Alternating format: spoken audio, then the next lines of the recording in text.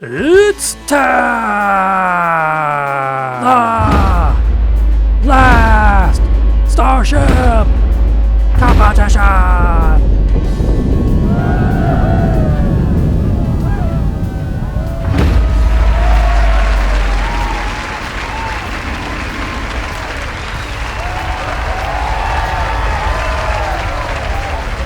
Hey everyone, it's Johnny Struggles here, and with me is...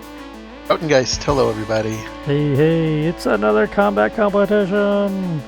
First of the year. First year, this is number 11 total. Competition number 11. Yes. Has it really been that long? Yeah, happy 2026.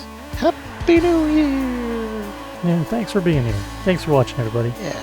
Alright, so hopefully we have an exciting combat tournament for you guys tonight. I think it will be. It'll be the best one this year. Started off with a bang. Yeah, alright. So, let's go over the rules real quick. I put them up on the screen. At the high level, we combined two of the previous tournaments. We're going to do the Iron Man competition again, where the surviving ship moves on as is. There'll be a short time to repair at the end and gather supplies from the destroyed ship, the loser, if you will. And then that version of the ship will move on to the next round of the competition. We're combining that with the make your own ammo situations where you have to have, well, you don't have to, but you should have equipment on your ship to produce your own ammunition. So we did say you can start with your weapons preloaded, so the only ammunition you have in your ship is what fits in the gun. But after that, you need to have something to produce ammunition.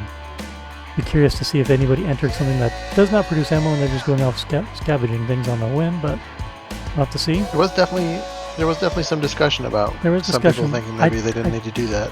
I know Zenrath talked about it, but I don't know if he pulled the trigger on it. Yeah. That's at the high level. The other thing that's going to change this month is previously if we had a tie, so we had both had a win on, each ship had a win, we went based on damage or something to figure out who the final winner would be, or time, depending on what it was, the competition. But that's mainly around, we've seen differences between the green side versus red side behaving differently and not acting fair, but I think that's pretty well sorted with the exception of speed. In this competition, we don't have an issue with the speed being too high. So we're going to try, if we have a tie, then we're going to do a third round, a third fight, and the winner of that would then move on. So we'll see how that goes this competition.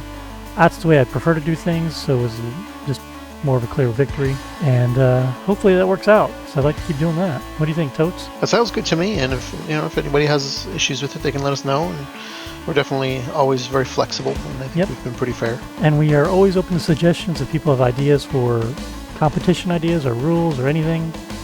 Like one thing I'm floating around is maybe next month we let the fast-moving jet actually be faster than the rest of the ships, top speed.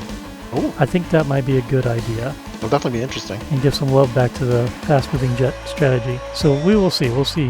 Haven't decided on next month's yet. Still figuring out doing this once. One thing at a time. Yeah, one thing at a time. All right. So next up is the bracket. So this month's bracket was a bit tricky because we have 12 entries this month. Thank you everyone for submitting an entry. We really appreciate it. And since we have 12 people, it does not come out to an even bracket, of course. And as you can see, we have 4 entries that will have one less fight than the rest. And how that was determined was we had 6 people enter a single ship and 3 people enter 2 ships. So you're allowed to have 2 entries. So we randomly selected 4 of the people who entered a single ship, and they got to fight one less round, and then everyone else was stuck at the bottom. The other change we did is, since we basically have 2 sides of a bracket, is anyone who enters 2 ships, the one ship will be on one side of the bracket and the other ship will be on the other side of the bracket. So there's a possibility that both their entries could meet in the finale. So we will start doing that going forward. So if you enter 2 entries, both of them will be put on either side of the bracket, so there's a chance you could fight yourself in the finale versus on the way to the finale. We both felt that was a fair thing to do. I feel like it also makes it a little more interesting because we've had a lot in the past. We've had a lot of people submit 2 entries, and then there'd be multiple times where they'd just start out, or not start out, but like on the second level they'd be fighting themselves. Yeah. And then they can't watch that go through the rest of the competition. Yeah, and we started allowing the second entry because a lot of times you have a strategy you want to do, but then you come up with a different strategy as well, but you got to pick one for the competition. And so it's like, well, then you can have 2. So you can have your maybe a serious entry, then maybe a fun one, or completely different strategy, not knowing which one will work out better. It just gives you options if you have the time. And if you don't have the time, just enter one, or just do whatever, throw 2 fun ones in there. It's all up to you guys. Yeah, it's not all just about the fighting. There's other stuff at the end. That is true. And with that, if you're curious about the competition and you want to enter, join us on Discord. There'll be a link in the description. We have a channel for it. Everyone loves to discuss it and share ideas. People always put ship designs out there early for others to test against and give ideas for. So it's a pretty friendly community with everyone. There's definitely some competition, but it's not crazy or anything. Everyone has a good time with it. So yep, it's all friendly. Yep. So feel free to enter. We always love to see new faces, new names, I should say. But feel free to join. With that, I think we can get into the first fight. All right. Fight 1!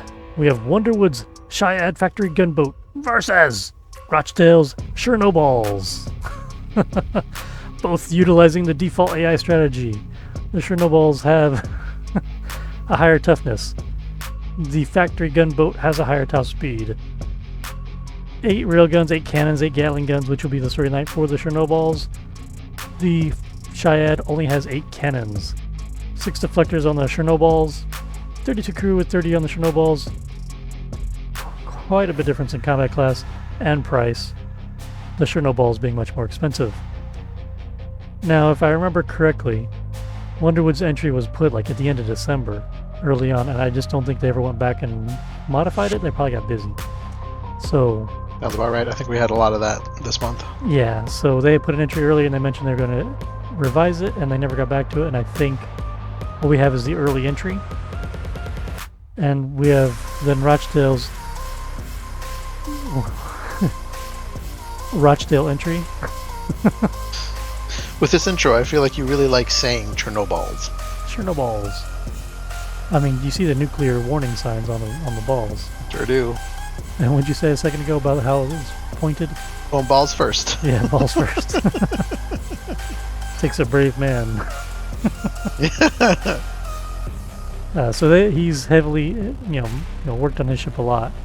So I'm going to lean towards the Chernobyls to take out the Shyad, but the Shyad's top speed is almost twice that of the balls. So that might give them the advantage. Sometimes it works out. He's all cannons, no balls. I do like the frog he's got as a habitation deck. That's pretty cool. Yeah. All right. Any more thoughts, or should we just start the fight? Let's get going. All right. When you are, let me make sure I'm on here. Yep. When you're ready, go ahead and call it. Round 1, fight. All right. And since we did cap it at 4 engines, the top speed on these are quite slower than normal. So these could, and with no armor, I bet some of these could end before they cross paths. Oh yeah, that's a good point. I didn't think of that. Got the repair drones doing the repairs. Yep, got drones already.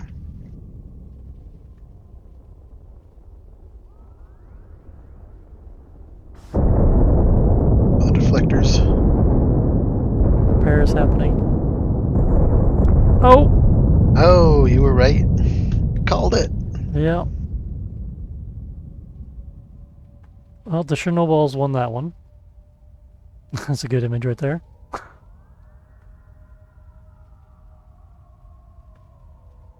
Look at that flame. What is that? I think that's fuel. Oh, I see. Was explosion, I guess? I don't think I've seen it quite like that before. With the red on there. New. Or at least I think it's new. Let me unpause a little bit. Yeah, what is that? Maybe it's 2 things leaking. Maybe it's fuel and... Oh, Metreon gas. That's probably what it is with fuel coming out. That looks cool like that, though. Please ignore all the dead bodies. Okay, well, congratulations to the Chernobyls there. Brats. They won round 1. Oh, one thing we forgot to mention about the Chernobyls and Rochdale's entries. Do you notice these blue things out here in the front? Mm-hmm. So we talked about this to see if this would be okay. What he asked if it was okay to do is put the radiation barriers on the scaffold outside the ship to act as like a poor man's shield. if you remember back several competitions, we couldn't put equipment on the outside of the ship because they were blocking all the incoming rounds. Yep. And then that bug was fixed, so we took out that rule, and nobody's tried to do anything until today. So I reviewed it. I did some testing. I mean, it deflects, a few rounds here or there. It takes a hit. These things cost money. They add weight, so there's a cost. I think these are 1,000 space bucks a pop, and there's a whole bunch of them. Wow. And they had a little bit of weight. I think the weight is not terrible, but it adds a little bit of funds. Again, not terrible, and it deflects some rounds, but not overwhelmingly. Like this is a major advantage. It just does some. So it's got both pros and cons. Yeah, it's got pros and cons. So the pro is, might deflect some rounds. The con is it costs money and adds weight. A little bit of weight, a little bit of money. But I felt this was okay because there's not a bunch of tanks or anything out there or some other stuff. But even those might be okay. Just might look really silly. So depending on how the ship handles in the competition, we maybe make some rules around this for the next competition if people decide to start doing this to fix them up. The other thing is these are blue because they don't have artwork for it because they're not meant to be installed outside. These are supposed to be interior objects only. So they don't have artwork to be installed outside because there would be no purpose for them to be there. So they, in a future update, may not be even available to put outside. Anyway, that's something that might have to be discussed in the future. I just want to call that out there. This was checked. We okayed it as the judges. All right, we are here at round 2. I don't know why I need to announce that. You all knew what was going to happen. What? Do you think we're going to have a repeat of round 1? I think it's likely. Yeah, I think it's very likely. I guess go ahead and call it when you're ready. Round 2, fight. Oh, here we go. Come on, the Shad. Shad? Hopefully I'm pronouncing one of those words right. Yeah, I wasn't sure how to pronounce it either. And the froggy's gonna get you. One thing about the ships going slower is the logistics drones can catch up and do repairs while they're flying. Some of them. But when the cannon shells get involved, it'll be a lot more damage. Yeah. Ooh, a lot of hits right off. It looked like they didn't hit the radiation blockers there. But no, several pass. Like I said, some of them don't even hit it. They just go right past. You can see damage on the reactors there. Yep. On the nuclear bits. Chat. Okay, well, congratulations there, Rochdale. The Chernobyls are going balls first into the next round of the competition. Congrats. Congrats. So we have 2 minutes of scavenging and repair time, and after 2 minutes we will turn off the scavenging and material collection to just be hull repair only. That way it's guaranteed to do some hull repair instead of the drone still scavenging if there's anything left to scavenge. For a total of 2 minutes 30 seconds, and if we have the other rule is if you don't have any drones left at the combat, we will give you, I think, 10 drones, but your scavenging time is reduced by half, so you only get a minute of scavenging and then 30 seconds of repair after that, so a minute 30 total. That's right, correct? That is correct. All right, awesome.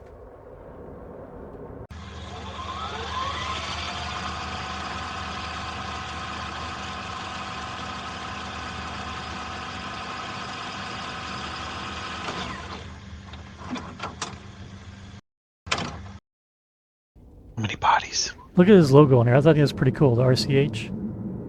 Yeah, there've been a lot of people have been coming up with their own little logos, and they're really cool. I think he needs another border around this to separate it from the pink, but because of the red and the pink. But yeah, I think it looks cool. It makes me think of like a band, musician or something, some artiste. See that on a guitar or something. Yeah. The RCH. RCH. That's it. We will save this, and the Chernobyls will move on as is. Very nice. Okay. Congratulations again, Rochdale. Way to go. Fight 2! We have Dr. X's Makeshift versus Brandy Bear's Shield Hero. The Makeshift is using the default AI strategy versus the Shield Hero's Strafing Run. Both have a toughness of 1600. Top speed is close to the advantage going to the Shield Hero. Both ships have 8 railguns, 8 cannons, 8 Gatling guns, 1 extra deflector on the Makeshift, 50 crew on the Makeshift. Alright, same combat class. The Makeshift coming out a little more expensive, pretty close to the price cap. Good job. It is tough. All right, these ships are pretty evenly matched. The shield hero looks like it's about to do a whole lot of construction on Dr. X's ship. Yeah, it's got those warning signs in front of the road hazard Gonna rebuild sign. it. It looks like he's gonna ram them with it. But no, the whole thing really has like a black and yellow. No, the other one. Yeah, I know. But looking at Dr. X's ship here, you can see how the colors got changed to the green team. You use a couple default colors. Yeah. So they don't show up as cool. Like some of this green is actually yellow. That's true, yeah. On the design. But still, DRX, I like how he got his Dr. X in there. And he always puts the combat class number on the ship too. Or usually, so number 6. Very cool paint job. And the shield It's actually hero, funny that they're both using that like warning sign type of pattern on the front. Yeah. And what it is if you use the first, I think, 4 colors on when you paint your ship, it just overrides them. So here, yeah, it's all red. You can kind of see the patterns here, but it's really hard to see. Yeah, that's why they're called primary and secondary and all that. Yeah, so if you create your own color and put it on there, those don't get overwritten. Which is why you see it on the makeshift here. A lot of his other colors still show through. But anywho, since we have the weapons limited this time, these two are very similar. Same health and everything. The makeshift is a little faster, so this could be an interesting fight. If we get stuck in a loop, the judges have the option to call the fight, well, not call the fight, to stop the fight, and reset the ship so they re-engage. We are not going to sit here for 20 minutes letting these guys loop and wait for somebody to run out of fuel. We will just, after a bit, if nobody's doing anything, we will just pause it, separate the ships, and, resume the fight. Because only one ship is leaving this one alive. Alright, so just throwing that out there just in case we run into that. Any other thoughts? No, I think I'm ready to go. Okay, alright. Call it when you're ready. Round 1, fight! And here we go. Top speed of 31 versus 40. I'm thinking about the makeshift is making me think of the... did you ever play Lunar Lander? No, I don't think so. Okay, it's a really old game. I was going to say, unless it's from the 90s, then yes. Late 80s, early 90s, then yes. Yeah. Railguns firing, drones doing repairs. Getting to the cannon range shortly. Here we go.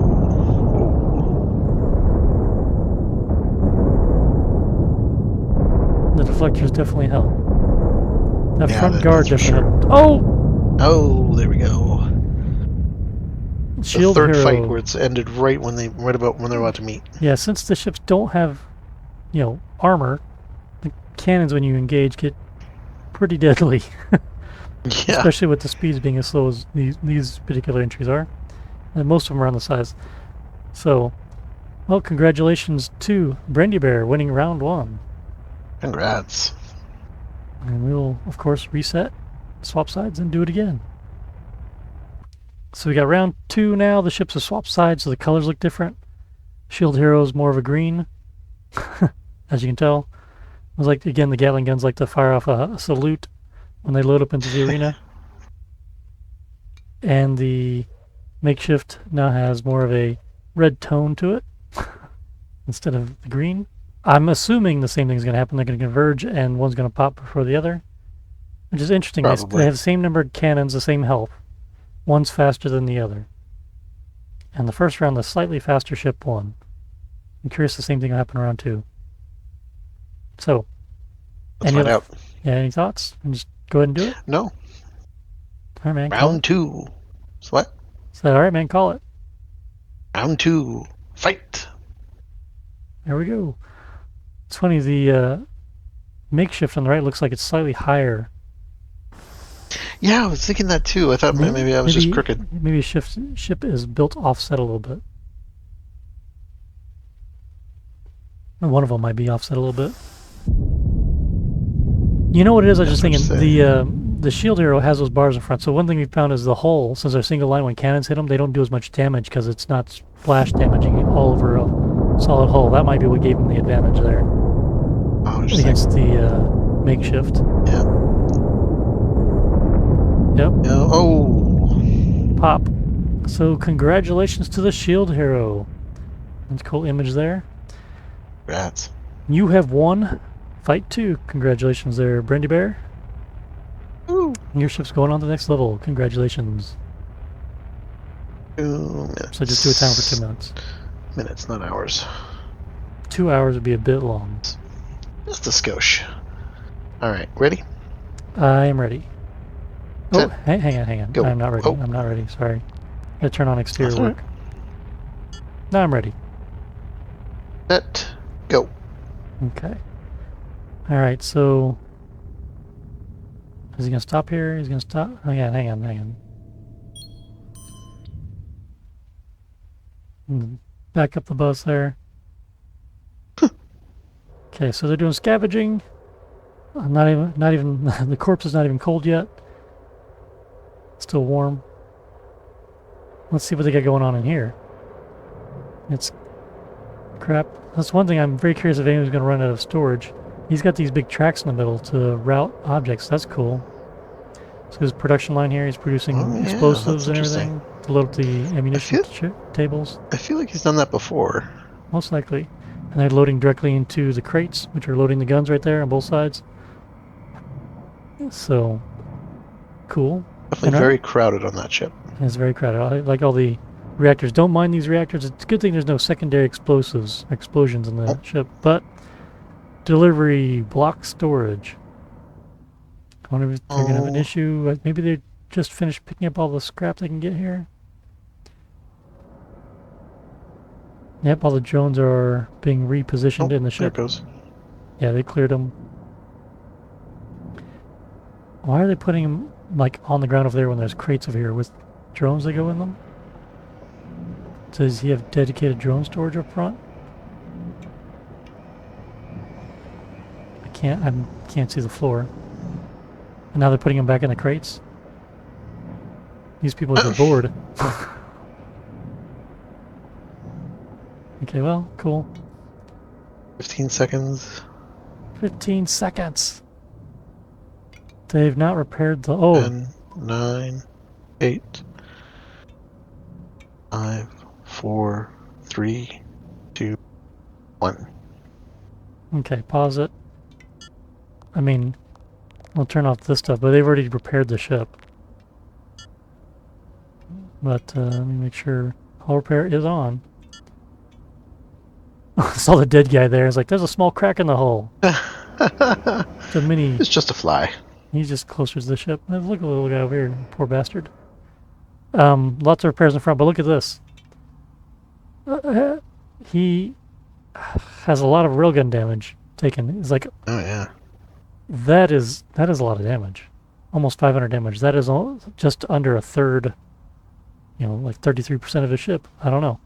Oh. That's going to hurt going forward to make it through these rounds here. Like Rochdale's ship didn't take any real damage. He was full health at the end of it. This one's going to be down to like 1,200 something. Or not even that, 1,100 something. So anyway, we got 30 more seconds to burn, right? Yeah, you ready? Yep, ready. Set. Go.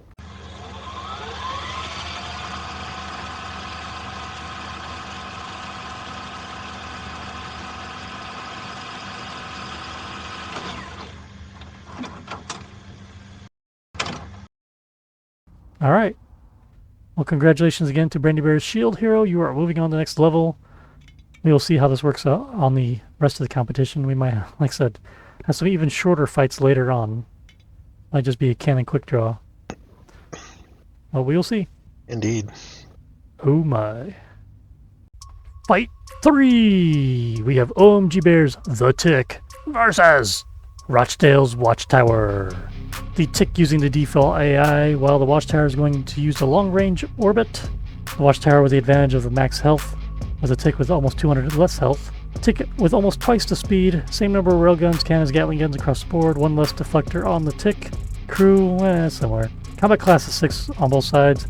The Watchtower much more expensive, just under the price cap of 7.5 million space bucks. What do we think, Totes? That Tick looks pretty cool. I like it. I was hoping it would look more like the character.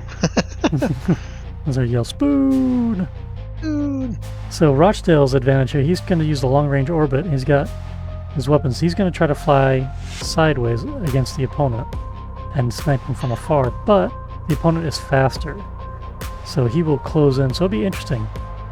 Interesting to see how the AI handles that.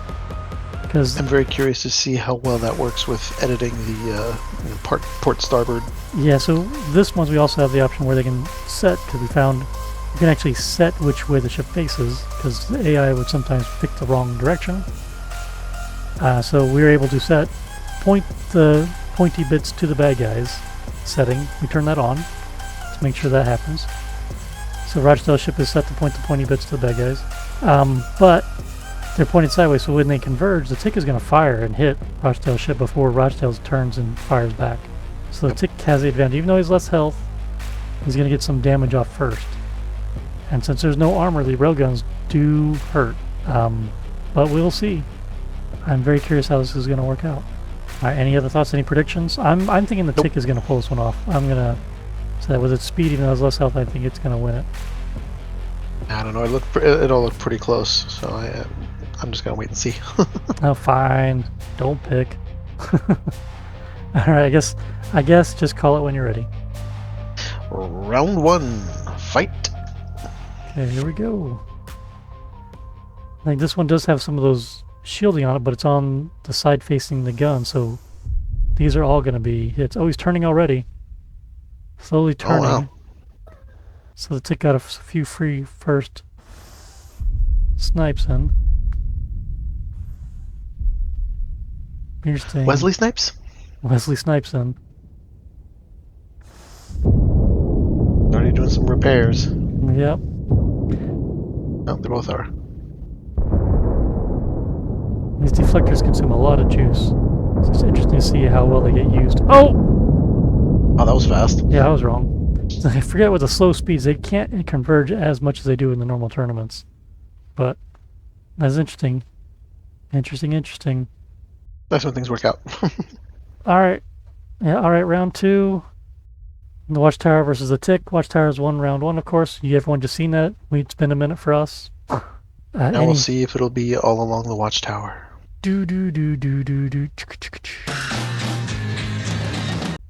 Round 2. Fight!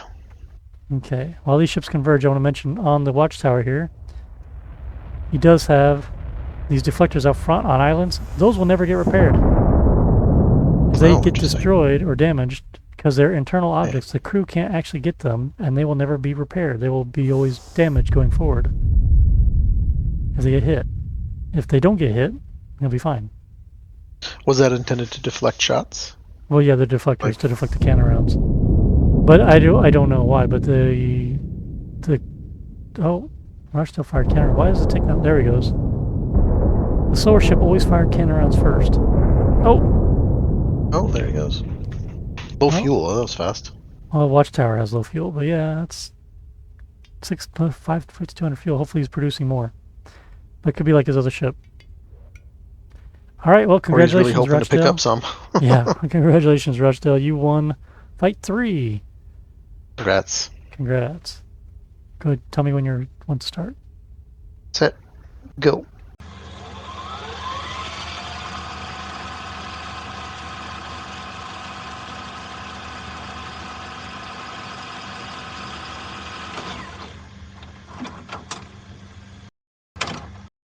Fight 4. We have Dr. X's Stopgap versus Brandy Bear's Double Trouble.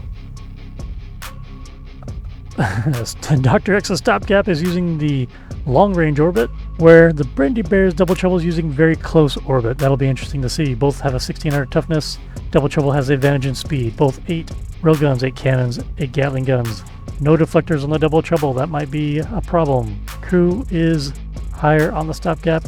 Combat class is 1 level higher on the Stopgap, and the Stopgap is a bit more expensive. This will be interesting. Both cool designs. Dr. X's ship, as we were talking about, kind of looks like a rifle, a space rifle, and the Double Trouble is double-sided. I don't know if we've really seen an entry like this before. Have you? Do you recall anybody doing anything quite like this? Not that I remember. I think Zenrath's been playing with the size a little bit, right? And with his generated ships that he's been posting. Yeah. You can see the BB there on the so he's got his little BB label. On Oh the yeah, I ship, didn't even notice that. yeah, on the ship itself, we jump over to the thing here. It's red, so you lose the artwork from where it actually is, which is too bad. And the hazard wall block at the end. But both sides of the ship look the same. I think they're just twins. I think his idea is the ship, enemy ships will fly towards the middle, and then his guns will be pointing at them. So it'll be interesting to see how that works. And Dr. X, of course, big number 6 for his combat class.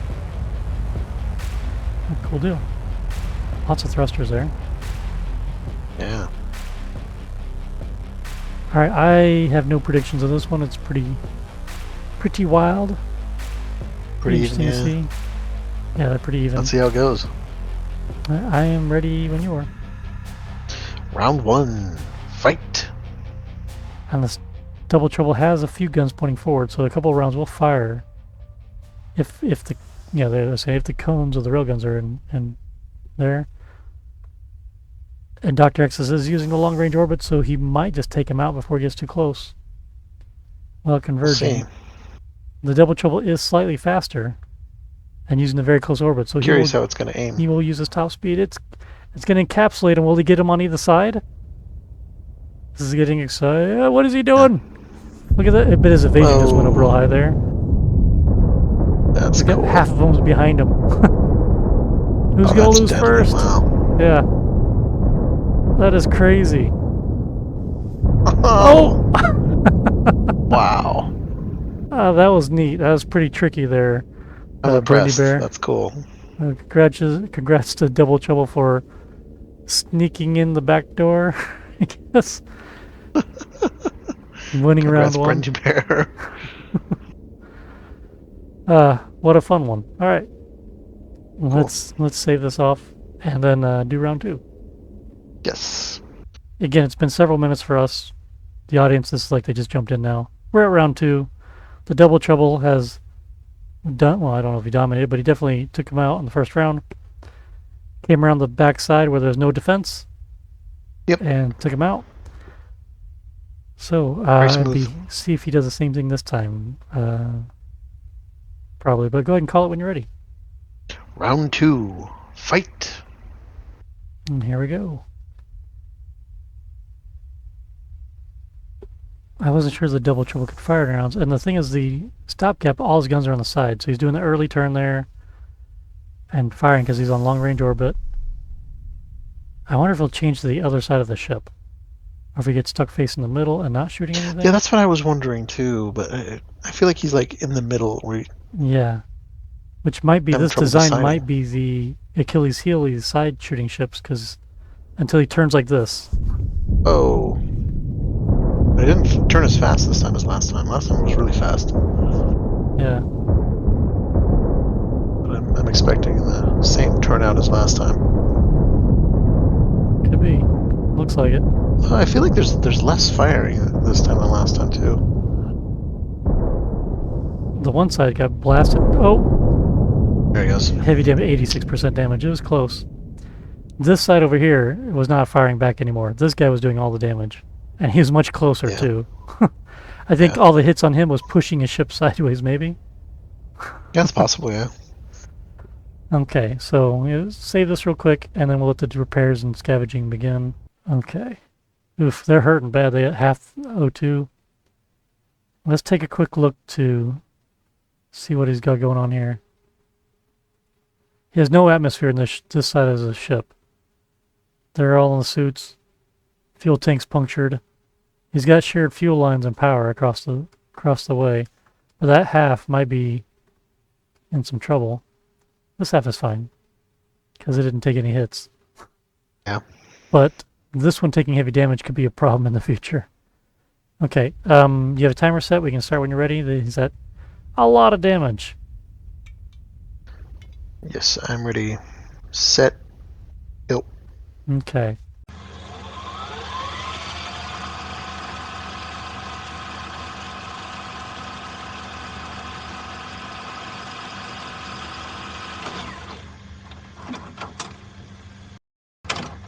Okay, we're good? Sorry. Yep. Yeah. Okay, talk about this a little bit more. It'll be interesting if it faces one of the forward firing ships instead of a sideways ship. Yeah. To see if the same strategy works.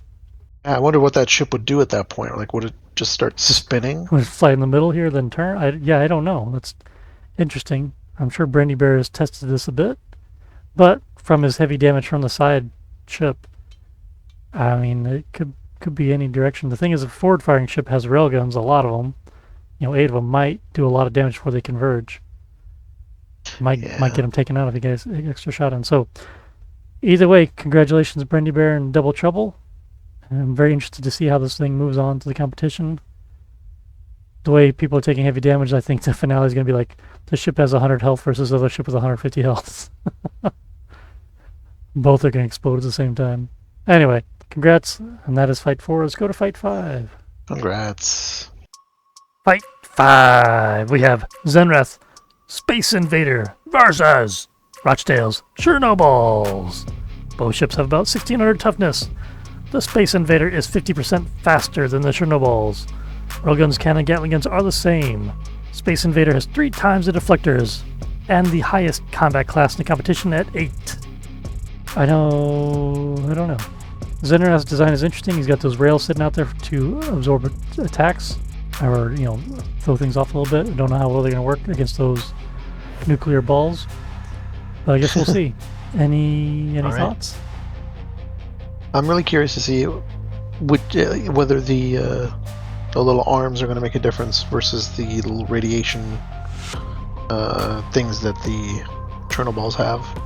I think the biggest thing is all those. I mean, he may not have the power for it, but all those deflectors are going to make it hard for any of the cannon shells to hit. You're going to see the cannon rounds curve pretty hard, like hitting an invisible, window, or just rounds flying left and right. I bet, but we'll see if he has a power problem and has issues there, or if the battle will end before that point. Anyway, call it when you're ready. Round 1, fight! Here we go. Chernobyls seems quite a bit slower.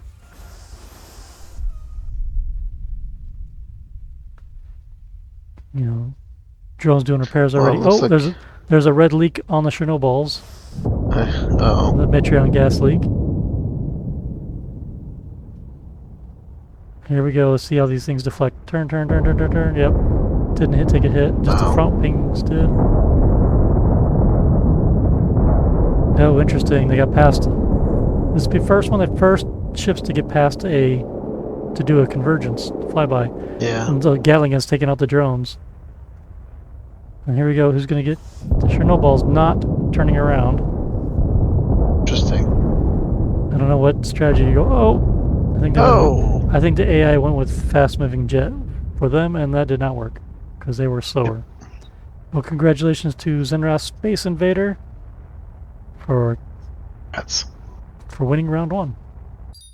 So we're here at round 2. I think the AI strategy chosen by Zenrath, a very close orbit, has given it the advantage. I think, and this is just my guess, is that the Chernobyls being on the default strategy where the AI picks what it thinks is best to use, probably used fast-moving jet and put it in a bad spot, where if it used very close orbit, it might have been a better option. He probably would have turned around sooner. May still have lost, but he would not have been flying away and getting shot in the tip.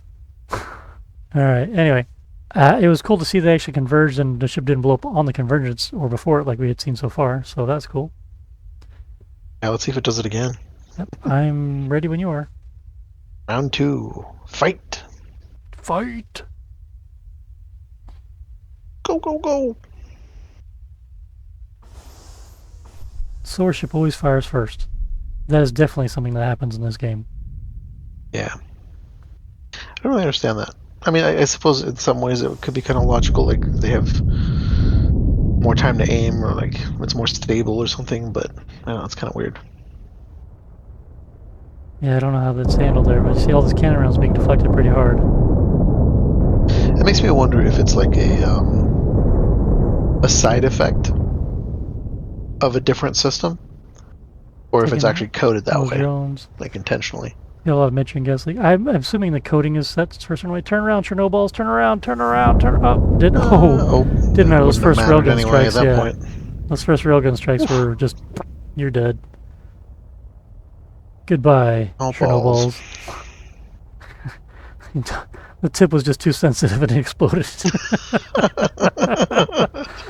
That's horrible.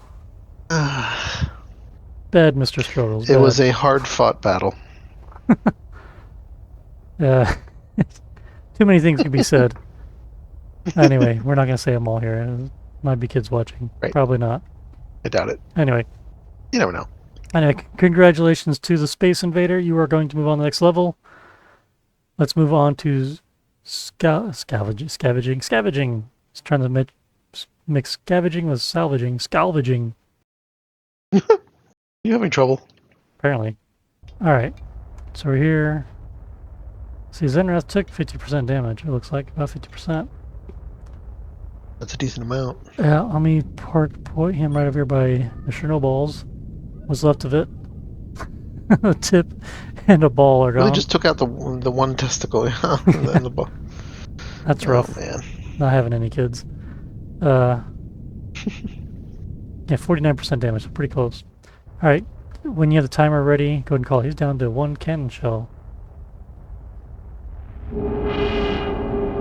That's interesting. Ready, set, go.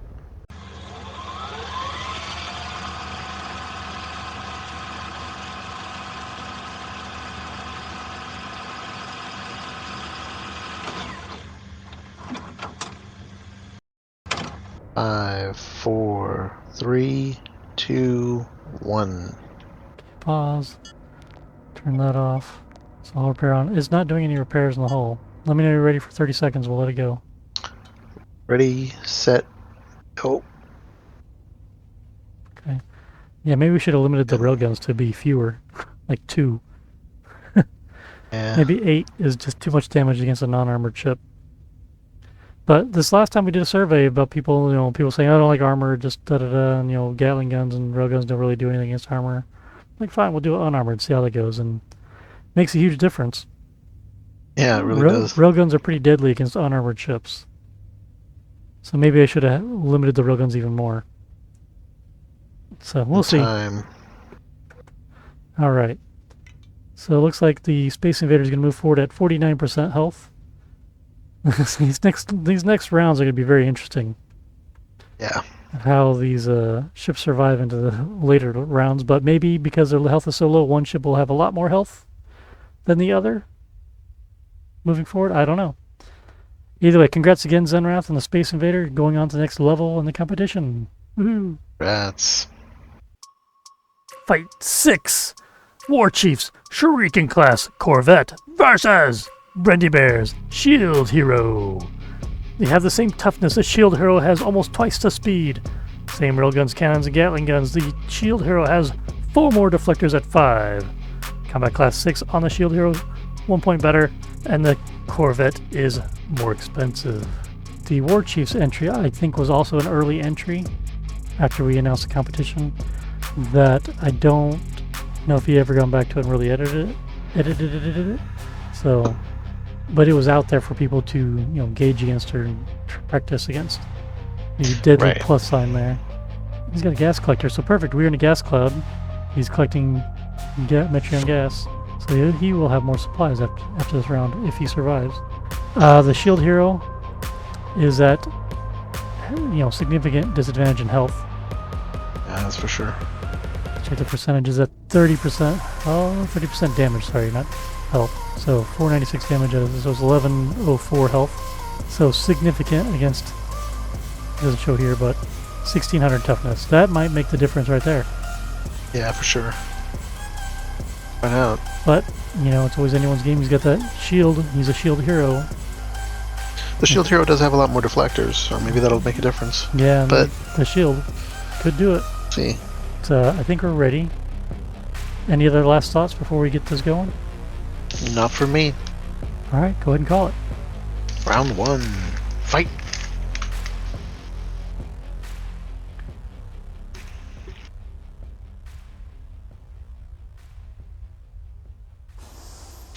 Initial railgun rounds, trading fire.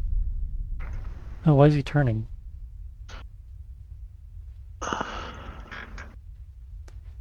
Warchief's using the default AI. Oh, it's going to use a long range orbit? Long range orbit? Yeah, I guess. That's interesting. He's got no railguns facing that way. It's not going to work out for him very well. AI is an idiot in this regard. Oops. That's going to work in the shield hero's favor. Oh, maybe not. He got close enough to fire cannons. No hits so far. That looks like it's... Oh! Oh, that was it? Wow. I still think that might have worked in shield hero's favor, but... Oh, yeah, I think so. The Shuriken has guns spread around, so... I don't know. It was interesting. It was a little different. Congratulations, shield hero. You win round 1. Congrats. Okay. We are in another nebula for round 2. It was interesting to see the Shuriken turn early, get the broadside. It'll be interesting to see if it does it again or just goes forward. I guess it doesn't really matter. Maybe the thing is the railguns point. I don't know if they're all pointing forward on that. Yeah, all the railguns point forward, so it turned too early. It should have kept firing forward and then turning maybe at a closer range. But the AI is the AI. Let's see if it does it this time. And you just take that and gamble when you do it. Yep. Okay, we good? Round 2. Fight. Take that as a yes. We're good. You get the railgun rounds off at the beginning.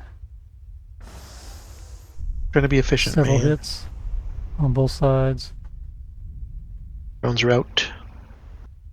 Still going straight, no turns. Okay, he's going to get closer this time. It'll be interesting. Got another volley of railguns.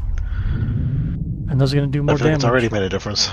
Yeah, some of his railguns in front have gone inside. They've taken hits.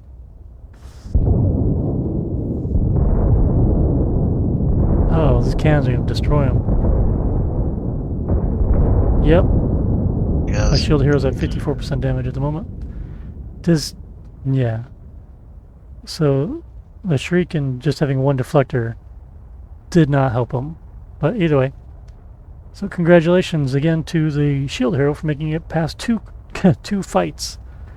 And moving to the next level of the competition. Congrats, Brittany Bear. Well done. Ready, set, go. Alright.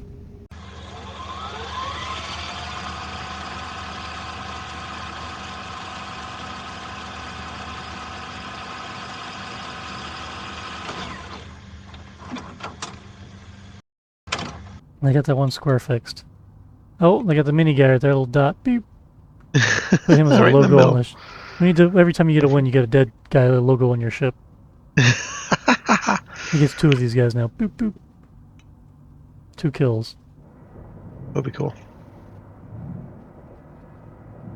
Yeah, if I could do it, I'd definitely update the ship paint to mark how many kills I get as I go through the competition. That'd be neat.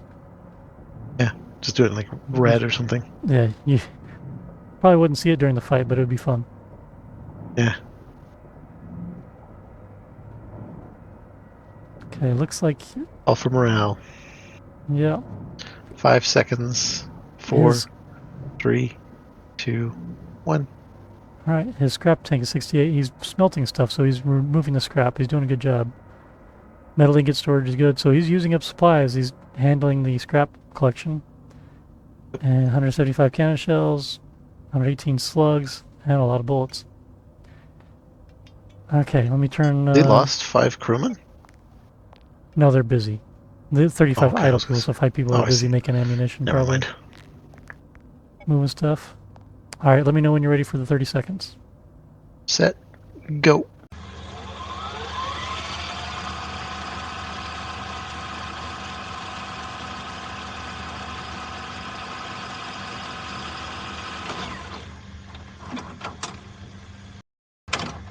Alright. That's it. Congrats again, Brendy Bear. The shield hero is moving on. Congrats. Woohoo. Fight 7. We have Ranamar's Warspite returns versus Rochdale's Watchtower. The Warspite has almost twice the speed of the Watchtower. Same railguns and cannons, 1 less Gatling gun on the Warspite, 3 more deflectors on the Warspite, and the Warspite is 12 space bucks away from the max cost. Very impressive. The design, similar design has come in a couple times, I think. This was like what we had last month, like the ladder as well. Warspite and I think the other one's the ladder. I think so, yeah. So he's redesigned it a bit for this competition. It's interesting. So one thing I would call it, he was the closest to the budget. He was 12 space bucks from the maximum allowed budget. And I gotta tell people, this is very hard to do with this rules in this competition. The other thing is you're working in the editor, and the editor does not show the actual price that we're working off of. We're working off the price that shows in arena mode. So when you're in the editor, you're messing around, then you save it, you go to arena mode, check the value. But the thing is, since you're making your own ammunition and stuff, if the factory, your ship is processing goods, it produces a higher value good, and your ship price changes as it goes. So it can be very difficult to get the max value set. I know Rochdale had several choice words to say about it. But anyway, that's one of the reasons I wanted to show the full value of the ships, to show just how close some of these people were to the cap, the price cap. Yeah. And Randomar wins the award for this is right. for being right there, closest to it without going over. The Price is Right award. Come on down. It'll be interesting to see this one. So Warspite is fresh, it's full health, has 1395 toughness though. It's not at 1600, so 1395. The Watchtower has taken damage, isn't at what would it be, about 1335, so pretty close. So that's interesting. So they're close on the health, which is funny how that works. And they're both using the port side, so we'll see how whether they circle each other. They both are side ships, but Rochdale's set to use long range orbit and Warspite close range orbit, so it'll be interesting to see how that works. I think they can both do the orbits because all the guns are facing the same way, basically. Yeah. I think I shouldn't say that. Warspite Returns has some forward-facing guns, some rail guns, but a majority of the guns face sideways. There are some forward-facing rail guns, so he will get some early hits. Are all the rail guns facing forward? Yeah.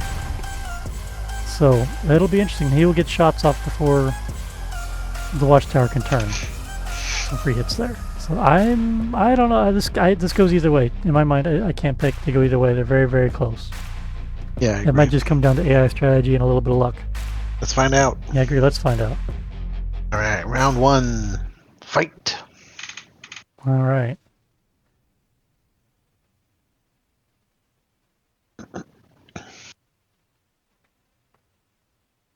And now the Warspite does go twice as fast. By, just under twice as fast, but basically twice as fast. Trading railgun rounds. Warspite kicking out the drones, but I don't know if they can catch him. He's going pretty quick. This is going to hurt. You gotta return fire, man. He's got railguns facing forward. Come on, turn. You gotta turn. Oh, the Watchtower is running out of cannon rounds, maybe? They're all inside. I wonder if they ran out of some rounds. Only 2 of them firing. I forgot to take a look at that detail. Lots of engine damage on the Warspite. Yeah, I was going to say, those engines are not looking good. Oh! For a second, it looked like he was spinning. Oh, there he goes. Look at this debris, or smoke pattern there. Well, congratulations there, Watchtower. You won the first round, but I'm very curious to see the details here, because all the guns are deployed now, but I think he had an ammunition shortage at some point. These are inward. Maybe they're getting more reloaded. Yeah. Well, congrats. We'll save this and go on to round 2. So, been a long time for us. Seconds for everyone else watching. This is round 2. Warspite versus the Watchtower. Warspite returns. And it's round 2, so they're returning again. Versus the Watchtower. Watchtower got round 1. Let's see if the Warspite can pull it off in round 2. Call it when you're ready. Round 2, fight. All right. I'm rooting for Warspite. Come on, get some lucky railgun strikes in here. He's got him venting atmosphere there or something, or equipment. Turning. Ooh, those all missed, looks like. Yeah, only one of those missed. But is the front wall? No, this front. Yeah, I think they all hit the front wall, so they did make a big difference. When I was testing, most of those went past the walls. Ooh. Get some decent hits in. 1 cannon around. So it makes me think he's got some cannon issues there because they're firing very slowly, cannons. Certainly gotten further than last time. Deflectors are doing a good job on Rochdale's ship. Yeah. They're doing a good job on the Warspite. A lot of hits. Okay, I think his doubled up equipment on the outside was actually absorbing a lot of hits there. I can't tell. Yeah. No, I'm sorry. I keep forgetting. He's got these deflectors hiding in here, and those are what's taking hits too. It's all black, so it's hard to see. Yeah. But yeah, you can see the shields are taking, quote-unquote shields are taking hits as well. Well, it's fine. The whole ship disappeared on the reload. How about that? Oh. It's funny how that works sometimes. So the watchtower is at heavy damage. 931 damage total. And that deflector is broken. It says invalid placement. Oh, because his hull's got a hole in it. Hull has a hole in it. Which, oh yeah, all these deflectors are broken. They're getting. He's only got 1 fight left, right? There'll be 2 left. Anyway, it's still paused. I need to add the hull to a ship of this.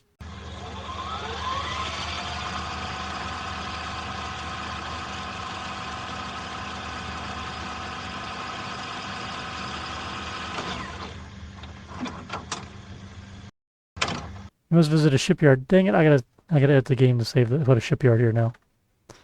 Hang on. Oh. All right, let's try this again. Magically, a shipyard appeared. Woohoo! Yay!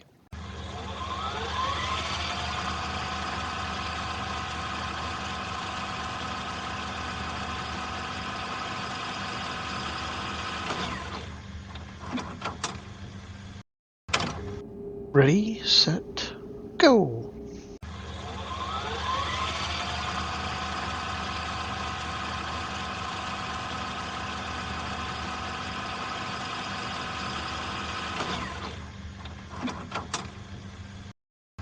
Four, 3, 2, 1. Okay. Down to 28% damage, so he got a lot of health back. Lucky him. A lot better than he was. See if it's enough. Yeah, congrats against Rochdale. The watchtower's moving on to the next level. Fight 8! We have Space Kitties Hyperion V3 versus Brandy Bear's Double Trouble. Both ships have 1600 toughness. The Double Trouble is twice the speed of the Hyperion. They both have 8 railguns, 8 cannons, 8 Gatling guns, no deflectors, same combat class of 5. So we've seen the Double Trouble. The colors have been turned to green because it's arena mode. And I feel sorry if the ship loses. I feel sorry for the winner because it's completely filled with Metron gas and scrap. This is just like some kind of, this is like a bomb went off, all this debris goes out and kills your opponent. Yeah. All this shrapnel. But, so that's interesting. Not to mention tying up the drones if it loses. Yeah, but the neat thing is it's got all that, you know, outside the ship, so all the important bits on the inside, so that might protect some of the internals from stopping fire. Like all these guns will still fire unless the shot gets all the way in the inside. That might help it out. The thing that'll work against it, it has no deflectors, so that will not help them at all. Oh, neither does the Double Trouble. Double Trouble has almost 50% health, or just over 50%. No, it was like 49% damaged. 46% damage. Wasn't it? I thought it said 49 before. Oh, maybe it was 46. It probably got repaired a little bit. Either way, it only has 54% health. So that will be an interesting deal to see happen. I'm assuming we're going to see a repeat of Double Trouble loop around the opponent. That's what I'm guessing too. The Double Trouble is twice as fast as the Hyperion, so it will be able to position itself wherever it wants. Any other thoughts? I think the Double Trouble is going to win, but we'll see how that actually turns out. Well, the Hyperion has twice as much health, and still has 8 railguns, 8 cannons, 8 Gatling guns, and has twice the health basically. So that might be the advantage. You might not. It's hard to say. You're right. The Double Trouble has the backdoor advantage, but I don't know. It's a toss-up. Let's see. Yes, let's definitely see. Go ahead and call it. Round 1. Fight. There we go.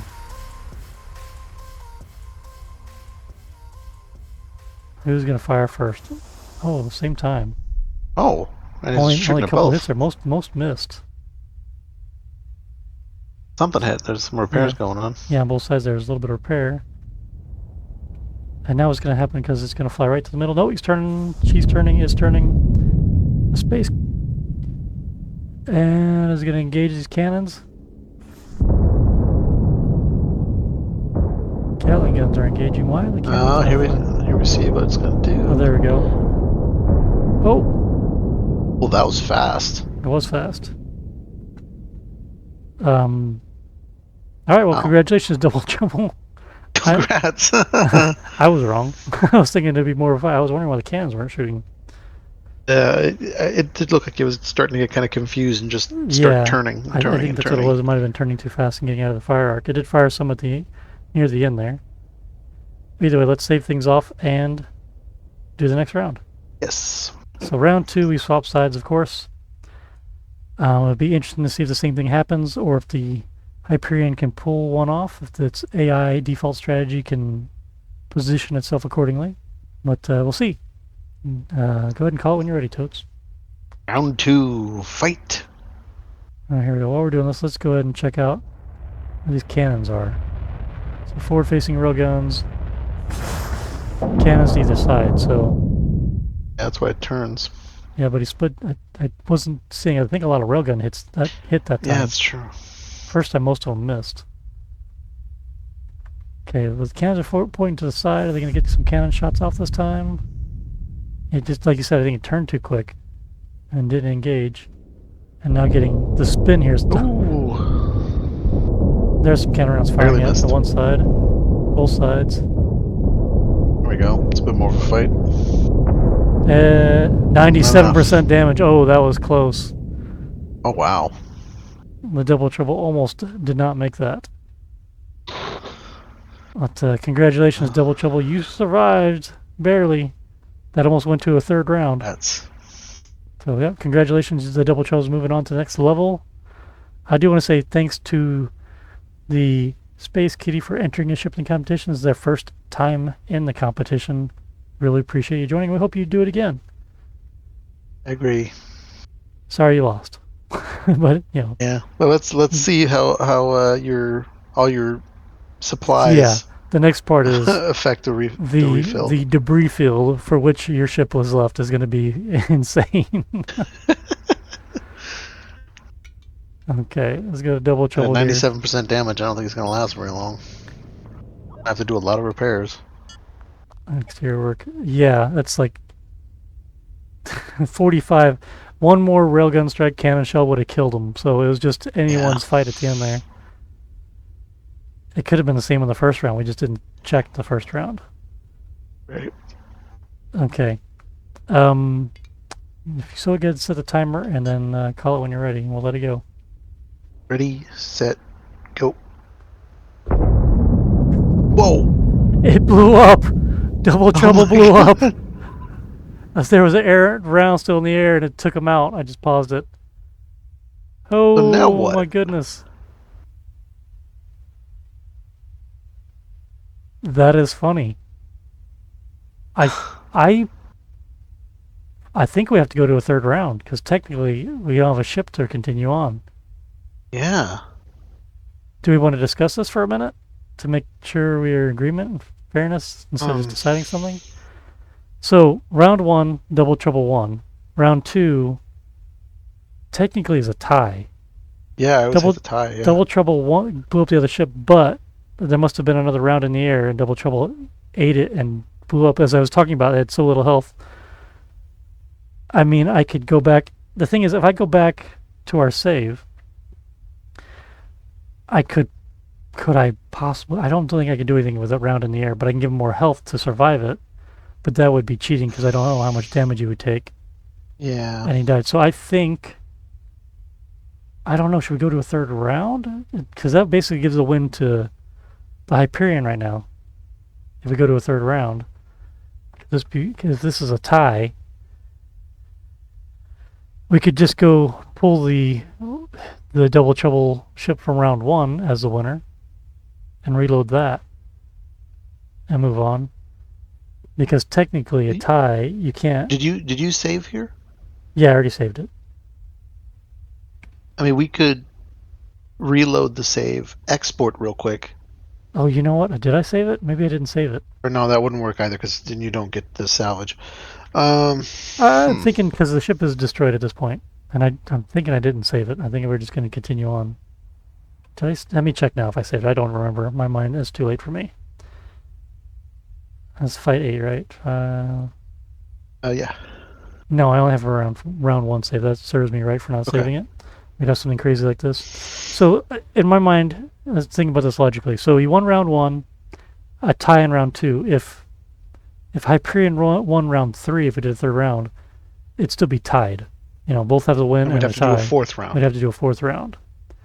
Or we can say it's a tie here. Brandy Bear won the first round, so that gives them the advantage overall for the win. Out of the two fights, you have a win and a. I feel like since we said that we're not going to do the like damage comparison and all that, and we're going to do the third round, I feel like just doing a fourth round would make more sense. So we do a third round. If Hyperion wins the third round, we do a fourth round. That would be the winner, as long as we don't have another tie. I guess so, yeah. So this one is essentially just a wash. Yeah. Even though, one ship destroyed, but the other one died right after. Okay. Yeah. Suspense. All right. Well, then, congratulations to both Brandy Bear and Space Kitty. Yeah, let's see how this next one goes. I was so surprised when the ship just blew. I was like, wait a minute, what happened? I thought it was a secondary explosion from the Hyperion. I was like, what happened just now? Round 3.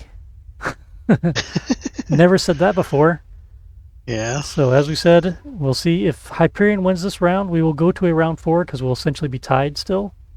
If Double Trouble wins this round, then Double Trouble will move on. Okay. All right, round 3. Fight. All right. I'm excited to see this. I think it was because at the beginning there, the Hyperion got all the railgun hits right at the beginning. Oh, missed a lot there. Yeah. Oh. I really wish we had checked the health on the first round. Yeah, we can go back to the end. I can open up the save and check it out. It gets funky when the Double Trouble starts turning here. It just arcs so fast. You can't get any hits in. Yeah. A lot of railgun strikes there. Oh, cannon rounds, they all missed. Coming into the Hyperion, they all hit though. No deflectors. I think the Double Trouble's gonna win at this point. They both died again! What? Did they both die again? It shows Hyperion green. It shows Hyperion green up here, look. I paused it as soon as something exploded. Damage 89%. Okay, I think Double Trouble blew up because of how big this explosion is. All right, let's save it. I'm saving it right now, and then we'll let it play a little bit to check. Okay, Hyperion, if I click on it, has health left. That should be enough to survive at least a round or two. Right? Oh, they just popped. Oh, man. There's rounds in the air still, and they just popped. Oh, another tie. We can't have a tie. Okay. What do we do? I mean, at this point, we've basically been saying before, you can't tie, you have to have a winner, basically. Yeah. In my mind, it's best 2 out of 3, so you have to have 2 wins. Right. So... I mean, yeah, not only would it not be fair, but also it's technically basically impossible because there's nothing we can do with the save file to save it. Yeah, okay, so here to save the ship. To think about it this way, we're doing the best 2 out of 3 is what we're doing. That's the way we should think about it. So ties are a wash. They don't count. Right. Brandy Bear has 1 win. Space Kitty has 0. And that's where we're at. If Brandy Bear gets another win, their ship moves forward. If Space Kitty gets 2 more wins, their ship moves forward. So they both blew up. We're not pausing it and stopping anything while the rounds are in the air. They both blew up. And this time the Hyperion edged out the other ship and then popped. So another Double Trouble explosion there. So let's go to round 4. We're going to end up with 10 rounds. That'd be crazy. I hope not. I hope not too. All right, we got this one saved off. So here we are, round 4. Again, if the Double Trouble wins, it's over. They move on. If Hyperion wins, we have to do another fight because it's the best 2 of 3. All right. Any predictions? I think they're both going to die again. Yeah, that's what I'm kind of expecting, but we'll see. Okay, go ahead and call Round it. 4. Fight. Yeah, never said round 4 ever before either. This sure. fight already has the record for the most number of rounds. So railgun hits with drones doing repairs on both sides. Let's see if the Hyperion turns to get another railgun strike in there. Oh, only one missed.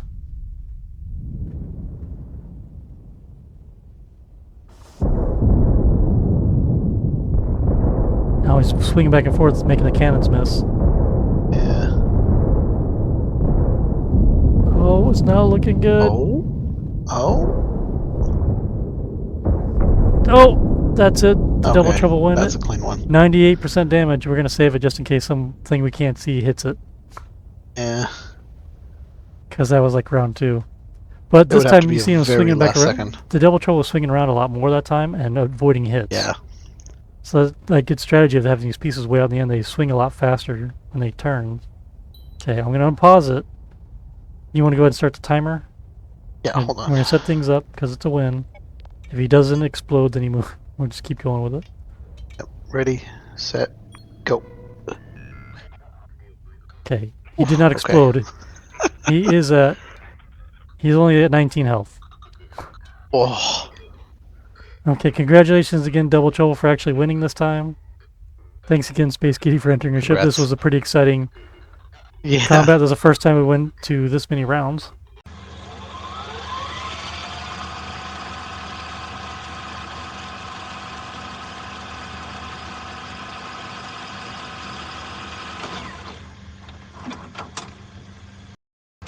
There's a traffic jam at the docking port, sir. The drone base.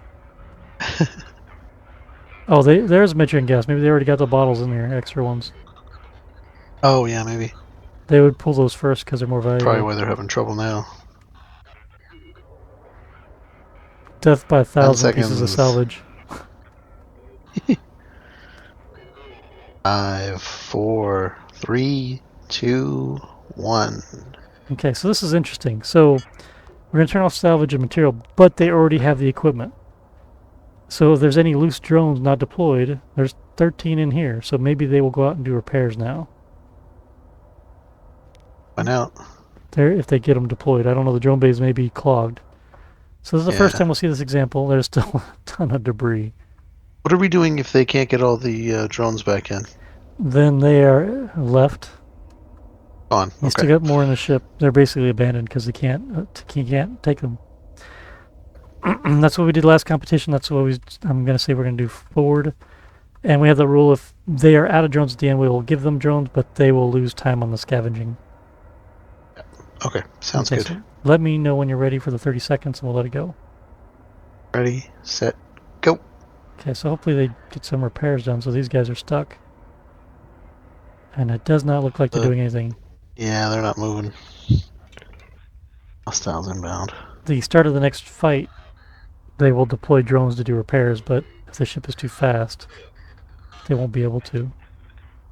10 seconds. Someone did some repairs. Got 28 health. 5, 4, 3, 2, 1. All right. Well, that sucks. That's a lot of drones to leave. It is a shit ton of drones to leave, but that's a bad situation. I don't know how to get around that without burning more time. It'll be interesting to see. I don't know what we're talking about. There's another drone bay right here with nothing in it. Anyway, congrats, and I'm sorry to Double Trouble. You have fought valiantly. And I don't know if this was part of the strategy on the Hyperion's part or not, but you may have killed your opponent with your death. Yes. Kamikaze. Yeah, but that was a fun one. All right. Fight 9. We have Zenras, Space Invader, versus Brandy Bear's Shield Hero. Zenras using a very close orbit versus a strafing run of the Shield Hero. Both normally have a toughness of 1600. Both have been reduced. We'll look at that in a second. The Space Invader has a higher top speed. Same railguns, cannons, and Gatling guns. The shit ton of deflectors on the Space Invader. The Space Invader has half the crew of the Shield Hero. Combat Class 8 versus the 6, and similarly priced. And I think we haven't really touched on before what is interesting. So the Shield Hero has these bars in the front that you get hit. Yeah. So cannon rounds that hit them don't do the whole splash damage. The circle hits as a circle. Like if it hit the hull here, be a big circle of damage. And here it limits that splash damage, so it takes less damage than normal. And the Space Invader has a similar setup to Rochdale's, but instead they have batteries in the front. So these batteries can absorb hits that won't take any hull damage because they're all mounted on the scaffolding. So these would also absorb hits and or deflect rounds by blowing up these batteries. And then he also has this one line of hull to also absorb hits. So Wiki. Yeah, it may not seem like it, but these arms sticking out do absorb rounds that won't take any damage. The front here will, but arms will not. Okay. And that's where we're at. Alrighty. Alright, any other thoughts, comments? Any predictions of who's going to win this one? I'm not sure. What are their... oh yeah, we should look at their actual health. So the Space Invader, it shows that... tactical screen here. Yeah, 42% damage. 42. It's supposed to be at 1600. I think he's got a couple notches missing on his hull, like right there and there. Oh yeah. So he should have like 4 more points of health. And the Shield Hero, we might have to fix that. They're not too far apart. And the Shield Hero is 53%. 864. I think we need to fix the Space Invader real quick to make it fair. Yeah. But I'm going to have to reload this fight to do that.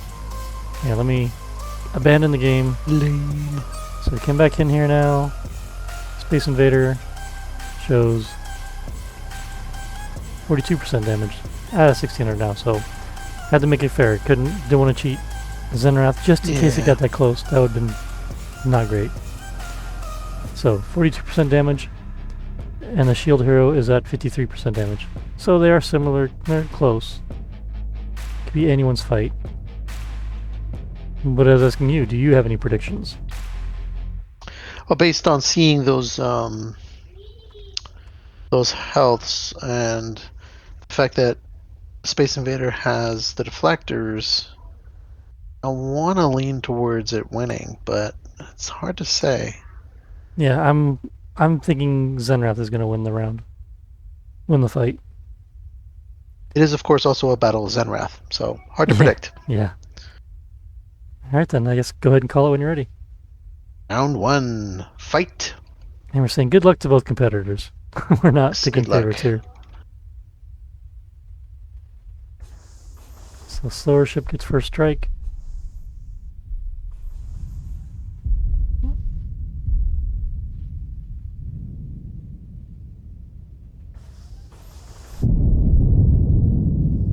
It's probably going to be a single pass here real quick. Ooh, a lot of deflected shots as expected. Oh! And see the Space Invader has 79% damage. So congratulations, Zenrath. That's not bad. Won the Congrats. round. Yeah, you've won round 1. You see that there's a lot of cannon rounds went by and they all got deflected real quick. I think that really helped them out. Yeah. Okay, we got things set back up. Sides are swapped. I'm expecting something similar to happen, but you never know. Being that neither ship has armor, it could be just a lucky strike on the Shield Hero side, and it will win. And we go to a round 3, but let's see what happens. Round 2, fight. I think it won with a wide enough margin that it's most likely going to happen the same way. I think. But we'll see. Yeah, the thing is, the Shield Hero is using strafing runs, so it has a top speed of 40, but the AI throttles that back to like 30 something, 37 maybe. So it is much slower than the Space Invader. Comes a can of rounds. Ooh, ate all those. Just not hitting any on Zenrath's ship. Oh, they got by each other. Oh. Repairs are being done. Drones are being Turn shot. around quick. He took out a lot of Zenrath's drones there. But fast moving J's got to turn. Oh. You got to turn. It's being stubborn. And there he goes. That's unfortunate. That's the bad side of the fast moving jet. It likes to get a certain distance away before turning back to engage, and that is its downfall a lot of times. Alright, and the Space Invader using very close orbit. It did not wait very long to turn around. So congratulations to Zenrath and the Space Invader. You are moving on to the finale. Congrats. Woo. There we go. That was just that one missing block. We're good.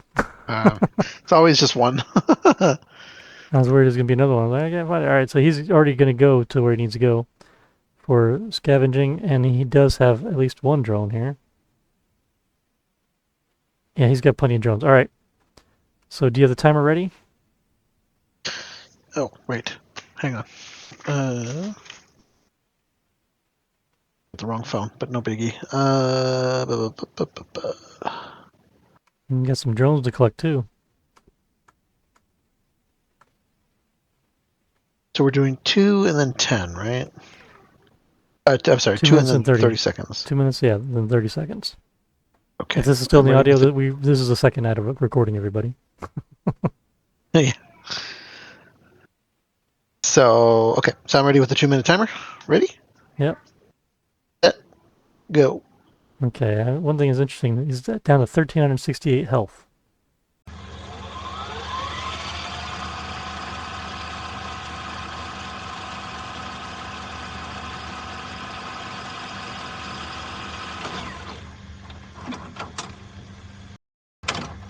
No, I mean like worse than it was right after the fight. Oh, okay, yeah. Better than it was right after much the better right now, yeah. Sorry, I got confused. It took about 400 damage, 300 to 400 damage. Sorry, time. Okay. My cat decided to jump into a box and Is that what I'm freak hearing? himself out. Yeah. Jump into a box and you freaked out about it? What? I made bad life choices. What have I done? Yeah, somehow he managed to tip it over and right on top of himself. Fight 10! We have Rochdale's Watchtower versus Brendy Bear's Double Trouble.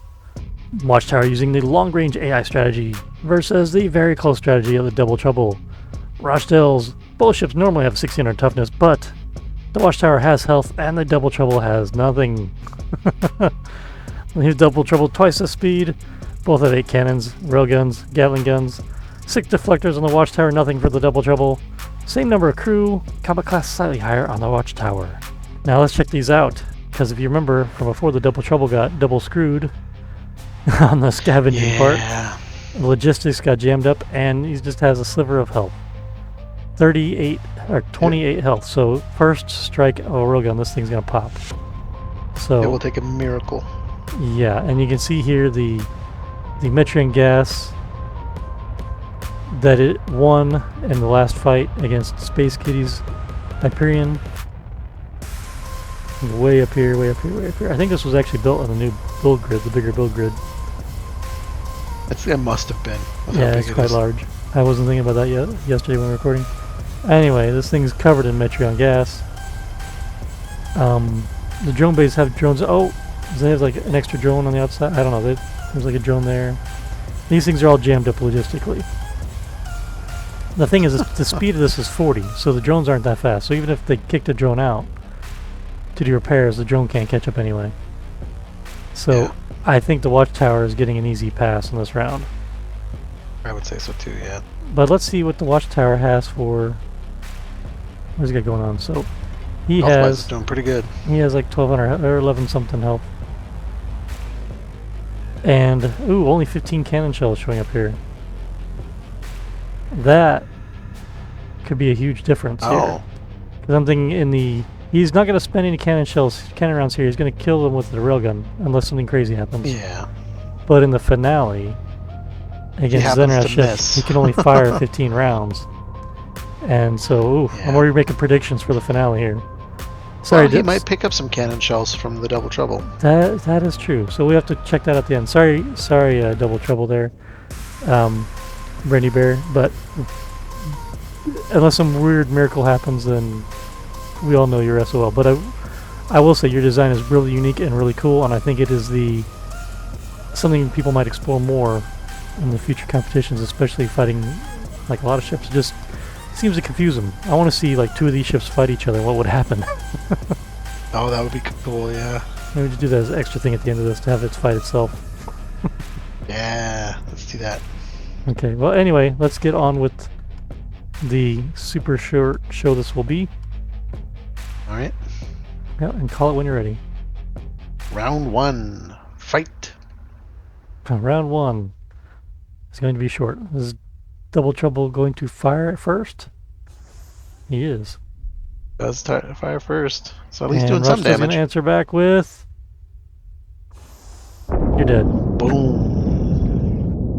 Okay, well, congratulations, Watchtower. We did not see that coming. Alright. I'm completely surprised by this. I'm predicting the exact same thing will happen, just on the opposite side. What do you think? I think so too. Okay, then let's call it when you're ready. Round 2. Fight. Okay, Double Troll's going to get more of the same. 2 railgun strikes in. See if they do any damage. Pew. Well, yeah, drones are coming out to do repairs, so it did damage. Oh, drones just came. Drones came out on the side to do repairs just as it got hit. Just before it got hit. Oh well. Well, too little, too late. But I mean, the 8 railguns, I think it looks like 1 missed down here. So they were not going to do that much repairing that quick. It's unfortunate that situation happened, but I mean that goes with the competition design. You need to be able to handle logistics. On the other hand, I don't think anyone could really handle the load of crap that came from that ship that Double Trouble got stuck with. There was a lot. Yeah. There just wasn't enough time, and their logistics got overwhelmed. That was the main thing. They just didn't have space for all of it. So I guess in the future, people could think of, maybe I need an extra crate or an extra tank to hold stuff in, just in case. Anyway, not much. Yeah, oh, never mind. There's a debris field here which has cannon shells in it. You were right. Oh, yeah. That might save him for the finale. And let's check up here. The thing is, he's going to inherit some of this debris, I think, from the other ship, those Metreon gas bottles. Not too much. Some more cannon shells here. He's got a lot of ammunition from this. This might be the savior, the saving he needed. How much health did he have? 561 damage, so he took a little bit, I think. He's going to be facing Zenra Space Invaders, so... Yeah. Okay, so he needs to fly. I don't know. Health-wise, he's doing better. I don't know if he should fly in the middle. I guess he should just fly in the middle, huh? Probably, yeah. I'll fly in the middle. And then orders... There. Okay. Whenever you have the timer ready, go ahead and tell me to go. Ready, set, go. Okay.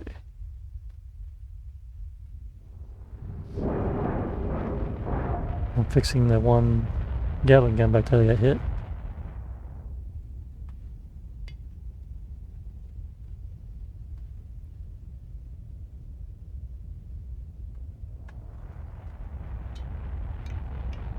Those drones have quite a ways to fly.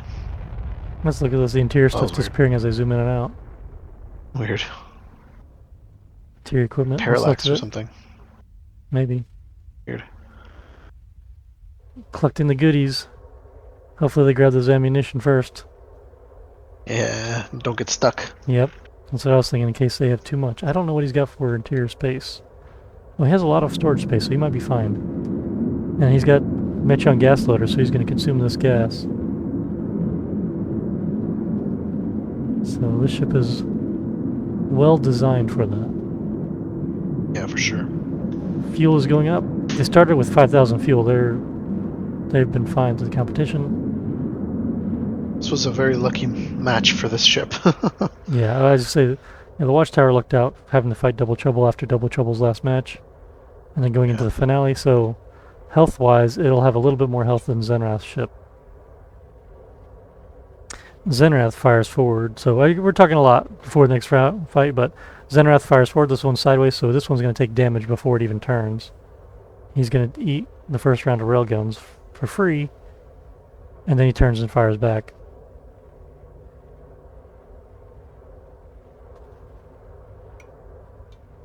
You see the storage area is filling up. They're still going. Lots of drones waiting for unloading here.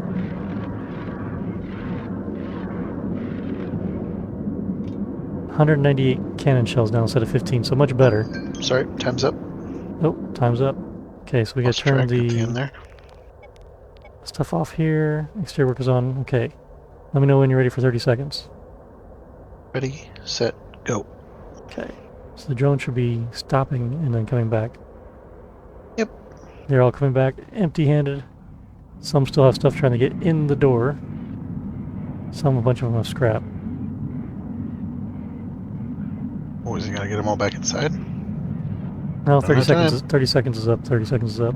10 seconds. They're getting a lot of them back. Looks like. They're rushing. 5, 4, 3, 2, 1. Okay. Looks like they're only going to lose like 6 drones. 6 left. All right. Well, congrats again to the Watchtower. It will be interesting to see you in the finale. Congratulations. Congrats. Woohoo. And here we go. We are at the finale. We have Rochdale's Watchtower versus Zenrath's Space Invader. All right. Let's check out the ship stats real quick. This is the finale. Zenrath here. He has only 538 health left. He has 177 cannon shells, 124 railgun slugs, and an infinite number of bullets, basically. All systems are green. He's got plenty of drones. His defensive measures are being defensive. and to the Watchtower, he has, well, to be 1145 health. No, sorry, 1045 health. Math, Johnny, math. Yeah. 1045 health, so slightly more than the Space Invader. He's got a hole in the ship there, but his health is at 1600, so we're going to leave that blank. It doesn't impact anything. Sometimes the game's weird about that. His defensive might be controversial by some defensive measures here are up. But like I said, it's the similar thing as a Space Invader's battery length here. These will absorb hits and won't take damage. Same idea, only this is more prominent on the side. Right. Is it facing? Yeah. So defensive measures are up. Like we said at the last fight, he had 15 cannon shells and now he's got 198. If that last battle was a true battle, he might have, and if he won, he might not have had much. Who knows? But he has plenty of ammunition, tons of bullets, cannon shells, railgun slugs. I can see this one as anyone's fight. They both have defensive measures. Yeah, me too. The Space Invader has a ton of deflectors, so the Watchtower is going to go long range. Yeah, go ahead. Yeah, I don't expect that he's going to have enough time to use all that ammo. Yeah. The biggest thing here is, I know speed hasn't been a huge thing in this competition, but the Space Invader has 20 points of speed higher than the Watchtower. Watchtower is 26 speed, the Space Invader is 46. The Watchtower is going to want to stay at long range, and Space Invader wants to be super close. So Space Invader is going to fly right at him. When the Watchtower turns, they're going to be firing or sharing rounds, and we'll see if they survive an initial pass. I don't think they will survive an initial pass, but I think I'm going to lean towards the Space Invader winning this because of the deflectors it has. They're both going to eat railgun rounds, but I think the cannon shells, once they converge at cannon range, is going to kill the opponent, and I think the Space Invader has the edge. That is my prediction. I could be wrong. Let's find out. Round 1, fight. That's me saying if you have nothing else. I was talking the whole time. if you would like to add anything. No, I think I gave my impression at the beginning there. Yeah. I agree with a lot of the things that you're saying. Okay, trading railgun shots. Not a lot of hits there. Those are all deflected, it looks like. Some damage on both ends. He's getting the cannon range and do the cannon thing. One hit with the cannon. 3. A couple hits on those cannons. Oh! Drones are having trouble keeping up. Oh, wow. Yeah. I think, there we go. I think the watchtower's shielding up front took a lot of damage there and didn't take much damage itself. Right. So congratulations to the watchtower for winning round 1. Figured this would be a short fight. Not to mention the watchtower also was able to have the drones keep up with it. Yeah, it looks like it. I mean, they were minimizing damage. Okay, we're at round 2. I predicted Zenrath to win the first round, and a lot of times when we make picks as judges, we pick the wrong ones. So this time I'm going to pick the watchtower to win the fight. Yeah, same. And see if the tables turn. All right, so I guess call it when you're ready. Round 2, fight. And let's see if anything different happens. Needs to get that first strike on the actual ship and not the front of it there, which it did. And the drones are coming out to do repairs. It's turning the fire back. I think most of those went right down the pipe, and those all got blocked. See, there's a lot more blocking happening than I was expecting when we looked at this before. But it's really going to come down to these cannon shells here. Not getting hit. Yeah, I mean, he's doing a lot of deflecting for sure. Killing his drones. He's going to make it through close. this time. Don't turn in front of him, turn next to him. You're on top of each other. What on earth? Oh, well, same outcome. And the watchtower has a 70% health. Well, I guess congratulations there, Rochdale. The watchtower has won the competition. You mean 70% damage? Sorry, yeah. What I said, health? Okay. 30% health, 30% damage. He's still alive. Congrats, Rochdale. Congrats, Rochdale. Let's move on to we still call it Internet Stranger Awards or the Judge's Choice Awards. What do we call it? Either one. Depending how creepy you like to be. Let's get into that. So we're here at what is the survival part to see which ship crew lives the longest. We're going to try doing it differently this time. We're going to have the slowest ship fly a certain direction, and everyone will be doing fleet formation, and we don't need docking assist on, but we'll do fleet formation turned on, so they will group up with the ship, and as engines run out of juice, they'll drop off the formation and go off, but they're still in the competition until the crew dies. It's just interesting to see who makes it the farthest. Maybe that'll be another thing we throw out there. Congratulations to so-and-so ship for getting the farthest. And then the winner of the actual survival is the crew that's still alive. So we'll do that, but while the things start with that, we will do our awards. We'll do that, so let's go ahead and get this started. Make sure everyone starts to turn and follow us. So here we see everyone catching up. We have the slowest ship queued up, so everyone should be able to catch up and maintain. Be kind of neat. Alright, so had a fun competition. Oh, fuel on the shuriken already. Yeah, alright. Good job. But we'll see, some of these ships are probably producing fuel a little bit. Maybe. That's pretty neat seeing this formation come up here. Alright, so yeah, awards. So this year, or at least this competition, this year, we're going to throw a few more extra things out there where we think is worth mentioning, and this is going to be based on the ship stats themselves. So, with this month's being difficult as it was for the price, trying to get the price cap without going over, we have the Price is Right award for the ship that got the closest to the maximum budget without going over, and that goes to Ranamar's Warspite Returns. They got that ship within 12 space bucks of the cap, which is very impressive. Very, very impressive. So congratulations, Ranamar, on putting the effort in to do that. I know Rochdale. How many rounds of edits did that take? Yeah, exactly. I know Rochdale was pulling hair out trying to get that, because as you're editing the ship, and the ship does things like produce other equipment, the value of your ship changes around. So that is a struggle to say the least. Then you got to keep shifting it from the editor to the arena mode and everything. Yeah, so congratulations to Ranamar's Warspite Returns. Ooh. Alright. The next would be the opposite end of that. The person who spent the least amount of money on their ship, which is the Wonderwood's Shayad Shayad. Factory Gunboat. Yeah, which one is that actually? I don't remember now. Where is it? Is it Is that this the one right? frog one? Yeah, it's a I frog think one, it's I the frog believe. one, right? Yeah. If I change the view, it will they'll take over. So if we go there. Yep, There we that's go. it. So they spent the least amount of money. They spent how much was their ship? 4.7 million space bucks out of the 7.5 million budget. So they spent the least of the penny pinchers or the embezzler, if you will, pocketing the rest of the money Yeah. for themselves. All They right. won the competition in a different way. Yeah. So my ship may have lost the competition, but I won the war. Yeah. All right. So now could also mention the weakest ship, the ship that had the least toughness. So the max toughness is this competition was 1600, and the Shayad also won for the weakest ship at 1338, which kind of goes in with the budget, not spending a lot of money, Yeah. and ship. In their defense, this was an early design that I don't think they ever got back to editing or modifying. Maybe they're happy with it.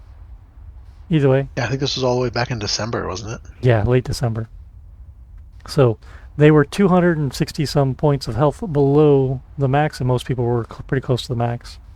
There were exceptions, a handful of others were lower. I guess two other people had a lower health.